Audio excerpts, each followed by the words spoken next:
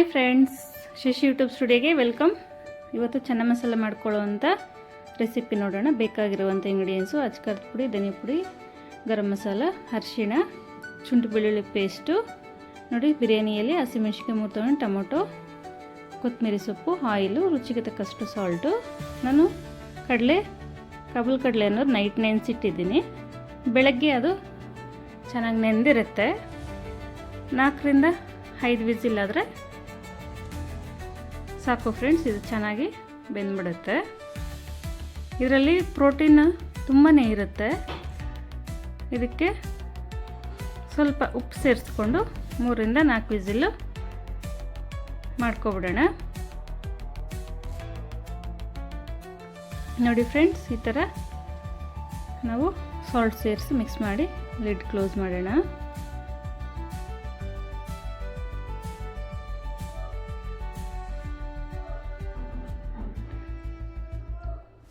ಈಗ ಅದರಿಗೆ ಬೇಕಾಗುವಂಥ ಮಸಾಲೆಗಳನ್ನ, ಪದಾರ್ಥಗಳನ್ನ ನೋಡಿಕೊಂಡು ಒಂದೊಂದಾಗಿ ಸೇರಿಸ್ಕೊಂಡು ಚೆನ್ನ ಮಸಾಲ ಅನ್ನೋದನ್ನು ರೆಡಿ ಮಾಡ್ಕೊಳ್ಳೋಣ. ನೋಡಿ, ಒಂದು ಬಿರಿಯಾನಿಯಲ್ಲಿ ಸೇರಿಸ್ಕೋಬೇಕಾಗುತ್ತೆ. ಅದ್ರ ಜೊತೆಗೆ ಸ್ವಲ್ಪ ಜೀರಿಗೆ ಸೇರಿಸ್ಕೋಬೇಕಾಗುತ್ತೆ. ಜೀರಿಗೆ ಸ್ವಲ್ಪ ಕೆಂಪಾದ ಮೇಲೆ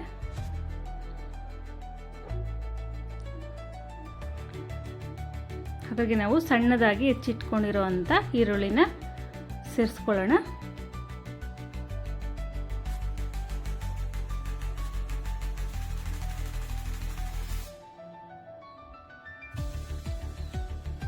ಈರುಳ್ಳಿನ ಸ್ವಲ್ಪ ಕೆಂಪು ಬಣ್ಣ ಬರೋವರೆಗೂ ಈ ಥರ ಬಾಡಿಸ್ಕೋಬೇಕಾಗುತ್ತೆ.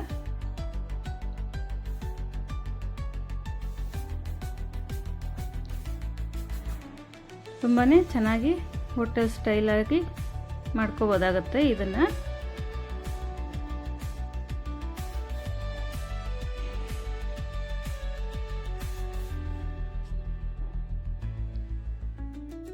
ಅದಕ್ಕೆ 2 ಹಸಿಮೆಣಸಿನ್ಕಾಯಿಯನ್ನು ತಗೊಂಡಿದ್ದೀನಿ. ಖಾರಕ್ಕೆ ಅನುಗುಣವಾಗಿ ಸೇರಿಸ್ಕೋಬೋದು. ನೀವು ಖಾರ ಜಾಸ್ತಿ ತಿಂತೀರಾ ಅಂದರೆ ಸ್ವಲ್ಪ ಇನ್ನೊಂದು 2 ಸೇರಿಸ್ಕೋಬೋದು.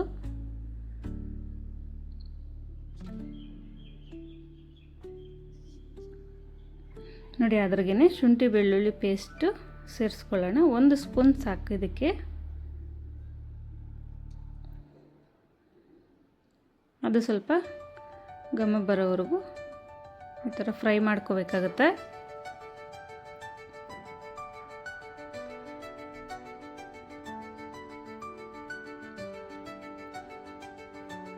ನಾನು 2 ಟೊಮೆಟೊನ ನಾನು ರುಬ್ಬಿ ತೊಗೊಂಡಿದ್ದೀನಿ. ಈ ರುಬ್ಬಿರೋದ್ರಿಂದ ಫ್ರೆಂಡ್ಸ್ ಅದು ತುಂಬ ಗ್ರೇವಿ ಅನ್ನೋದು ತುಂಬಾ ಚೆನ್ನಾಗಿ ಬರುತ್ತೆ. ಹಾಗಾಗಿ ಇದು ಚೆನ್ನ ಮಸಾಲೆಗೆ ಟೊಮೆಟೊ ಅನ್ನೋದು ರುಬ್ಕೊಂಡೇ ನಾವು ಸೇರಿಸ್ಕೋಬೇಕಾಗುತ್ತೆ. ಈ ಹಸಿ ಟೊಮೆಟೊ ಘಮ ಹೋಗೋವರೆಗೂ, ಹಸಿ ವಾಸನೆ ಹೋಗೋವರೆಗೂ ನಾವು ಇದೇ ರೀತಿ ಫ್ರೈ ಮಾಡ್ಕೋಬೇಕಾಗುತ್ತೆ.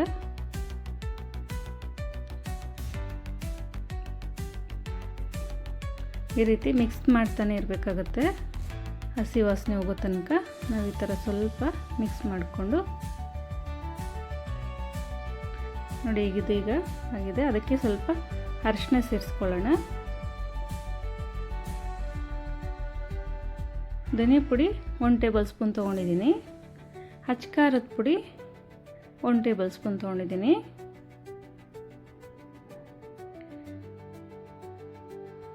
ಜೀರಿಗೆ powder 1/4 table spoon ಸೇರಿಸಿದ್ದೀನಿ. Garam masala 1 table spoon ತೊಗೊಂಡಿದ್ದೀನಿ. ಇಷ್ಟನ್ನು ಸೇರಿಸಿ ನಾವು ಈ ರೀತಿ ಮಿಕ್ಸ್ ಮಾಡ್ಕೋಬೇಕಾಗುತ್ತೆ.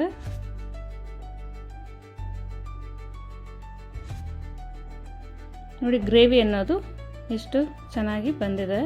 ನಾವು ಈ ಥರ ಟೊಮೆಟೊ ರುಬ್ಬಿ ಸೇರಿಸ್ಕೊಳ್ಳೋದ್ರಿಂದ ಗ್ರೇವಿ ಅನ್ನೋದು ತುಂಬ ಚೆನ್ನಾಗಿ ಬರುತ್ತೆ. ಈ ಚಪಾತಿಗೆ, ರೈಸಿಗೆ, ಪರೋಟಾಗೆ ತುಂಬಾ ಚೆನ್ನಾಗಿ ಬರುತ್ತೆ, ಹೊಂದ್ಕೊಳ್ಳುತ್ತೆ ಫ್ರೆಂಡ್ಸ್.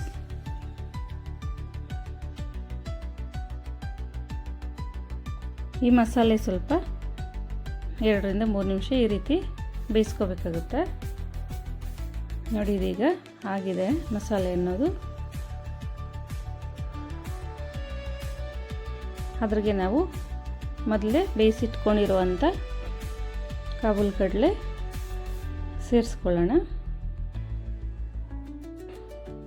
ನೋಡಿ, ಈ ಅದಕ್ಕೆ ಬಂದರೆ ಸಾಕಾಗುತ್ತೆ. ಇದು ಮಸಾಲೆ ಅನ್ನೋದು ಹಸಿ ವಾಸನೆ ಹೋಗೋ ತನಕ ನಾವು ಈ ಥರ ಫ್ರೈ ಮಾಡ್ಕೊಂಡಾದಮೇಲೆ ನಾವು ಕಾಬೂಲ್ ಕಡಲೆ ಸೇರಿಸ್ಕೋಬೇಕಾಗುತ್ತೆ. ನೋಡಿ, ಈ ರೀತಿ ಇಷ್ಟು ಮಟ್ಟಿಗೆ ಬೆಂದರೆ ಸಾಕಾಗುತ್ತೆ. 3 ವಿಸಿಲ್ ಬಂದರೆ ಸಾಕಿಷ್ಟು ಚೆನ್ನಾಗಿ ಬೆಂದ್ಕೊಳ್ಳುತ್ತೆ.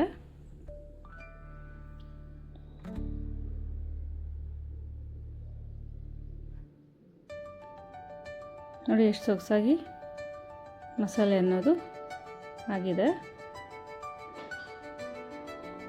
ಇದ್ರಿಗೆ ಸ್ವಲ್ಪ ನೀರನ್ನು ಸೇರಿಸ್ಕೋಬೇಕಾಗುತ್ತೆ ಬೇಯೋದಕ್ಕೆ. ಮಸಾಲೆ ಕಾಬೂಲ್ ಕಡಲೆಗೆ ಹಿಡಿಬೇಕಾಗುತ್ತಲ್ವ.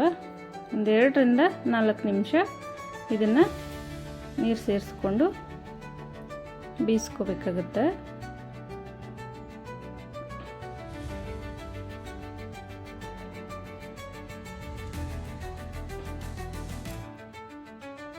ಜಾಸ್ತಿ ನೀರು ಮಾಡ್ಕೋಬಾರ್ದು ಫ್ರೆಂಡ್ಸ್, ಇಷ್ಟೇ ಸಾಕಾಗುತ್ತೆ.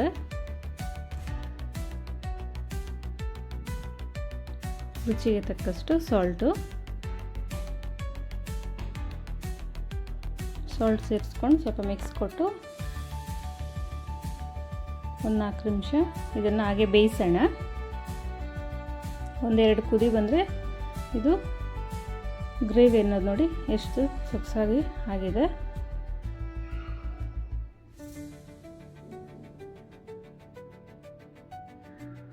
ನೋಡಿ ಎಷ್ಟು ಸೊಗಸಾಗಿ ಮಸಾಲೆ ಅನ್ನೋದು ತುಂಬ ಚೆನ್ನಾಗಿ ಹೊಂದ್ಕೊಳ್ಳುತ್ತೆ.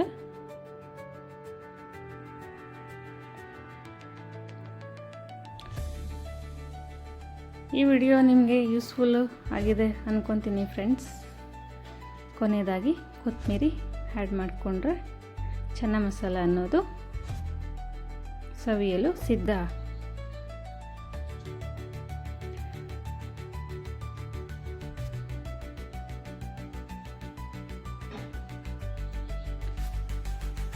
ಶೇರ್ ಮಾಡಿ, ವಿಡಿಯೋನ ಲೈಕ್ ಮಾಡಿ, ಸಬ್ಸ್ಕ್ರೈಬ್ ಮಾಡಿ, ಪಕ್ಕದಲ್ಲಿರೋ ಬೆಲ್ ಐಕನ್ ಕ್ಲಿಕ್ ಮಾಡಿ. Thank you friends.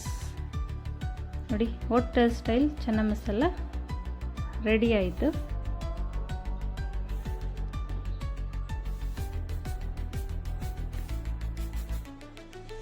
ಸರ್ವಿಂಗ್ ಬೌಲ್ಗೆ ಸರ್ವ್ ಮಾಡ್ಕೊಳ್ಳೋಣ.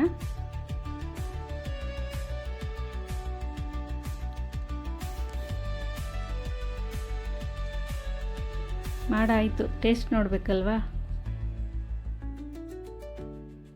ಇದೇ ಕ್ವಾಂಟಿಟಿಲಿ ಮನೆಯಲ್ಲಿ ನೀವು ಟ್ರೈ ಮಾಡಿ, ಹೇಗೆ ಬಂತು ಕಮೆಂಟ್ ಮಾಡಿ ತಿಳಿಸಿ. ವಾವ್, ತುಂಬಾ ಚೆನ್ನಾಗಾಗಿದೆ ಫ್ರೆಂಡ್ಸ್. ಟೇಸ್ಟು ಪರೋಟ ಮಾಡಿದ್ದೀನಿ ಜೊತೆಗೆ, ಪರೋಟಾಗೆ ರೈಸ್ಗೆ ಸೂಪರಾಗಿದೆ. Thank you friends.